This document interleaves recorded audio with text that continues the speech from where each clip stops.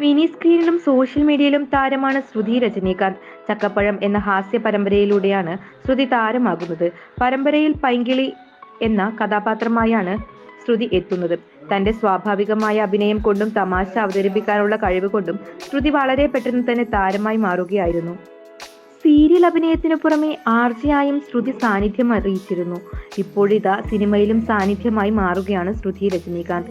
അതേസമയം തന്റെ ജീവിതത്തിൽ ധാരാളം വെല്ലുവിളികളും പ്രതിസന്ധികളും ശ്രുതിക്ക് നേരിടേണ്ടി വന്നിട്ടുണ്ട്. ഇപ്പോഴിതാ മെലിഞ്ഞിരിക്കുന്നതിന്റെ പേരിൽ താൻ നേരിടുന്ന വെല്ലുവിളിയെക്കുറിച്ച് സംസാരിക്കുകയാണ് ശ്രുതി. ഒരു യൂട്യൂബ് ചാനലിന് നൽകിയ അഭിമുഖത്തിലാണ് ശ്രുതി മനസ്സ് തുറന്നത്. ആ വാക്കുകളിലേക്ക്, വണ്ണം വെക്കുക എന്നത് എനിക്ക് വെല്ലുവിളിയാണ്. എൻ്റെ അമ്മയ്ക്കൊക്കെ ഭയങ്കര എളുപ്പമാണ്. പച്ചവെള്ളം കുടിച്ചാൽ മതി. പക്ഷെ എനിക്ക് ഭയങ്കര വെല്ലുവിളിയാണ്. എൻ്റെ ജീവിതത്തിലെ തന്നെ ഏറ്റവും വലിയ വെല്ലുവിളിയാണ് വണ്ണം വെക്കുക എന്നത്.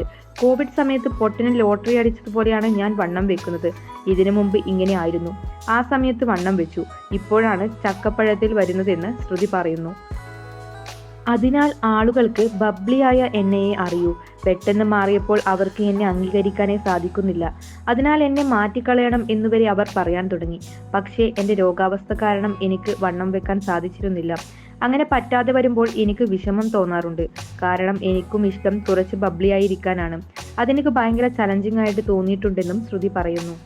ഇൻഡസ്ട്രിയിൽ ബ്യൂട്ടി ഫിഗർ എന്നൊന്ന് ഉണ്ടെന്ന് തോന്നിയിട്ടുണ്ടോ എന്ന് ചോദിക്കുമ്പോൾ ഉണ്ടെന്നാണ് ശ്രുതി പറയുന്നത്. പക്ഷേ ഇപ്പോൾ കുറെ മാറിയിട്ടുണ്ട്. ഇപ്പോൾ മെലിഞ്ഞവരെയും കാസ്റ്റ് ചെയ്യുന്നുണ്ട്.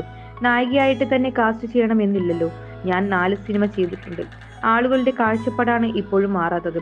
എന്നാൽ സിനിമയിൽ ഇപ്പോഴും മാറാത്ത ചിലരുണ്ടെന്നും ശ്രുതി തന്റെ അനുഭവത്തിന്റെ വെളിച്ചത്തിൽ പറയുന്നു. തനിക്ക് വന്നൊരു സിനിമ നഷ്ടമായത് താൻ മെലിഞ്ഞതിനാലായിരുന്നു എന്നാണ് ശ്രുതി പറയുന്നത്.